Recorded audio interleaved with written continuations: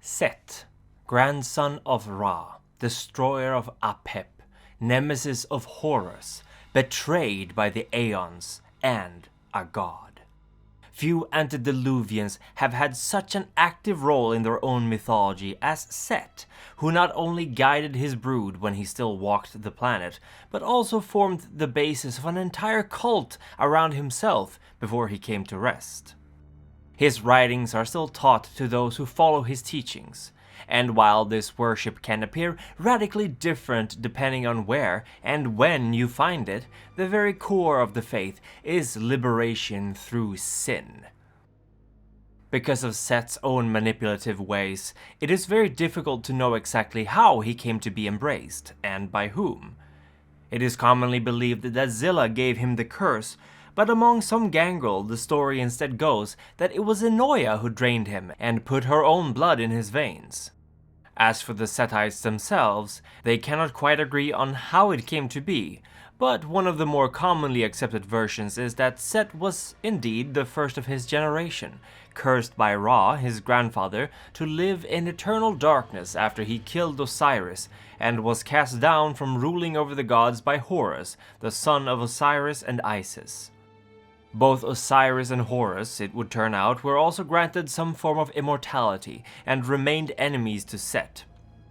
Osiris is rumored to have received the curse of vampirism and to have formed a cult called the Children of Osiris, who practiced some form of asceticism from blood and the beasts, although whether this is true, and if they actually managed, is unknown.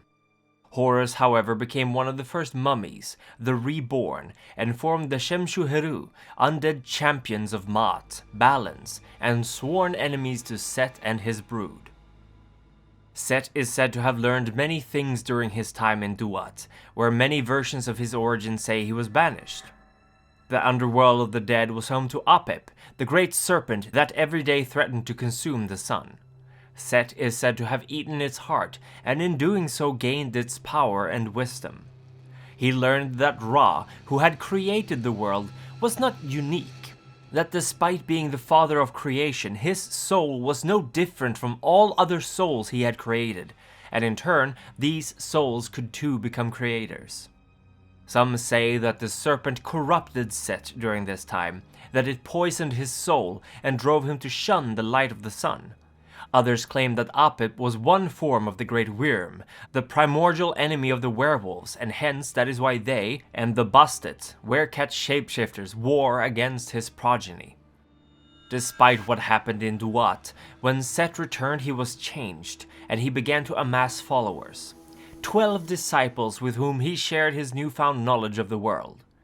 Set granted them all an equal share in his power, and together they all became gods. Yet they were found by Ra, who cursed them to fear the sun just as he had done to Set, and to be unable to have children, as Set no longer could, having been castrated by his brother. They turned on Set then, begging Ra for forgiveness, and Set in turn was enraged, swearing that he would bring about the destruction of the 12 and whatever spawn they would create. These other 12, and all other false gods, the followers of Set call Aeons. And while the 12's children conspire against their founders, the Mesubedchet, the children of revolution, remain ever loyal to Set and his teachings. The followers of Set found their origin and history in Egypt. They ruled these lands for many years, and no Canaanite who journeyed there did so without paying their respect and obeying the rules of the Setites. In those days, and even now, there were many forces who threatened these vampires. The previously mentioned werewolves and werecats are still ancient enemies of the Setites, for they see the corruption this clan is spreading as a threat on a much larger scale than the mere influence over a single heart and mind. Human mages worked hard to bind the lands of ancient Egypt under laws, order, and stasis, antithesis to the freedom, revelry, and passion that Set stood for. Yet all mortals die eventually, and while most of them did indeed pass on as the Setites remained, a few were inducted into the Shemshuheru, the mummified undead who would wage eternal war against the followers of Set and agents of chaos. Yet these are so few, so rare that most Setites believe them to be mere fables, unlike the deadly shapeshifters. The Old Kingdom, as the Setites refer to it, remained a large power until the 7th and 8th dynasties of pharaohs. At this time, local lords called the nomarchs began to rebel and defy the ruler. A civil war arose that led to a significant amount of bloodshed, and the followers of Set claimed to have stoked these fires for many years, all the while living as nomarchs themselves, forcing the kind to build vast underground temples for them. As the Middle Kingdom began, the followers of Set were forced to hide, no longer able to act in the open as the monarchy and the priests of Egypt ruled with an iron fist. It was a time of greatness for Egypt, and it expanded greatly both culturally and in domain, yet the Setites could only watch from a distance until the 18th century BCE, when Set roused from his slumber to invade Egypt with the Hyksos. With the help of Sutek, the Hyksos would come to rule Lower Egypt for 200 years, forcing tribute from the nobles of Upper Egypt and building great monuments to honor their god. Yet there are scholars who argue what this meant for the Setites, claiming that it was either a time of glory for their clan, or one of persecution, the humans wanting nothing to do with Set's brood.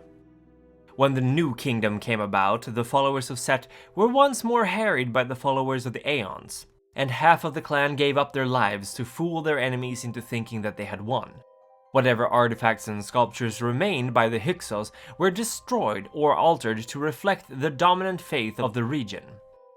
The 19th dynasty would mark the very highest point for the clan before the Hellenistic age brought change to their homelands. Set became worshipped as a patron god of the pharaohs, and the great surge of nationalism and patriotism ran through Egypt. It was, of course, not to last, but for a brief time, even the ancient enemies of the Setites joined together in celebrating their pride in their nation. In 525 BCE, Persia conquered Egypt, and with them came the Banu Hakim. They ruled over Egypt for another 200 years, suppressing the Setites and their teachings. But hope came, however, in the form of a Macedonian prince. A story in the Testament of Seterpenre claims that Alexander was conceived with the aid of the last pharaoh of Egypt, a powerful sorcerer king infusing the unborn child with the essence of Set himself. Whether this is true or not is of course entirely up to speculation, but it cannot be understated the impact he had upon the time he lived in. The Banu Hakim left Persia's king to follow Alexander, ceasing their harassment of the Setites, and he is said to have displayed signs of behavior typical to a ghoul, yet claims were made that there was no vampiric influence in his blood. Even though he died at 33, he had vastly expanded the world of the Hellenistic age, and for years to follow, merchants, scholars, and Setites would travel the same roads his soldiers had made, spreading west, south, and east. Although Egypt was technically ruled by the Greek Ptolemaic dynasty, Egypt welcomed them happily, and the country rose greatly in prominence, becoming a center of learning for living and undead alike. The Setites' involvement with Carthage was minimal, at least according to most sources, although some claim to have recovered the buried bodies of hundreds of kindred who fell from that last climatic battle against Rome, hiding them away for their own nefarious purposes. Cleopatra was not a Setite. She was not even a ghoul, nor a mortal servant of the clan. Had she been, Rome may have never taken Egypt, or at least it might have been under different terms. Yet the elder Setites had little love for the Greek family she heired from, and before they could realize their mistake, she was dead, and the golden era of the followers of Set with her. As Egypt became part of the Roman Empire, so too did the followers of Set. The younger ones began to embrace from other parts of the empire, and while the elders disliked it, it was tolerated, as this earned their clan many valuable ins into the high and low society of Rome.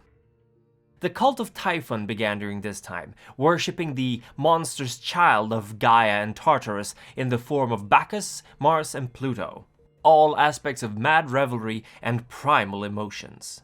This cult was so successful, in fact, that it would come to name one of the popular paths of ethics that many Setites follow even today. Set awoke one final time in the year 33 CE, believed by many to be the year that Jesus of Nazareth was crucified. In a great rage, he bellowed commandments and prophecies, long rants that were dutifully noted down by any worshippers who could hear him, and many could, as his kin could hear him from India to the British Isles. And when once it was over, he disappeared from his tomb, his sarcophagus shattered from inside, and he has not since been seen or heard of. During the 6th century, the bubonic plague spread from Egypt, and the Roman Empire was plagued by miseries. Earthquakes shook the continent, and during a particularly powerful bout, the ancient Settite stronghold of Tanis was swallowed up by the lagoon of Manzala. Some of the oldest Settites in existence disappeared during that event, and any who have ventured into the Manzala to reclaim them have never returned. As Christianity spread, they quickly grew into the habit of persecuting pagans and heretics. This was a double-edged sword for the Settites. On the one hand, many of their ancient religious enemies were put to the torch. But so were they, if they were found. Even so, if any of Set's disciples could slither their way into a local congregation, they would quickly be able to exert significant control over their new herd. Even so, the clan was severely limited as their 7 Eternals, the de facto leaders of the clan, all vampires who have lived for more than 1460 years, began to exclude any foreign Settites, believing that it was this mingling that caused the clan's fall. As West Rome was falling, the disorganized Settites faced the Arabs invading Egypt and claiming its land for themselves. While Egypt was allowed to remain Christian, there was little sympathy for this faith, and so Egypt's political power grew ever smaller as it was cut off from the Byzantine Empire. In Byzantium, meanwhile, the Settite Keital came to propose a wager to Michael, one of the triumvirates who ruled over the Eastern Roman Empire's capital. Keital was going to test the city's perfection, to see if it was as incorruptible as Michael claimed it to be, and to do this he formed a cult that he named the Children of Judas. Keital won the wager, but in doing so he twisted Set's teachings, swearing mortals and kindred to an allegiance not with a god, but with a demon. Ultimately, Michael took his own life, through diablerie no less, seeing his vision ruined, while Keital in turn was destroyed by Settites who balked at the corruption of their sacred teaching. But of that we will learn more next time. Our work has pleased the Antediluvian snow who has risen to oversee it. Long may he reign, this dark god. The Methuselah Aubrey Ayers, whose wisdom transcends the boundaries of our understanding, and her satanic majesty Dani, reborn through fire and ice, are likewise worthy of our devotion. We are truly blessed to serve such illustrious masters. The Council would also especially thank these Primogen for their contribution to its work. Maximilian S. Hardcastle, 06, Stonewolf 18, Jokerman, Cal Constantine, and Bambi Parsons. Your wisdom, experience, and good judgment shall be the torchlight by which we conduct our affairs. Our elders Edward Reed, Dante the Canine, What's That Smells His Blood, Remy Van Roy, and Gaslight 88 shall receive our gratitude for their support and wise counsel.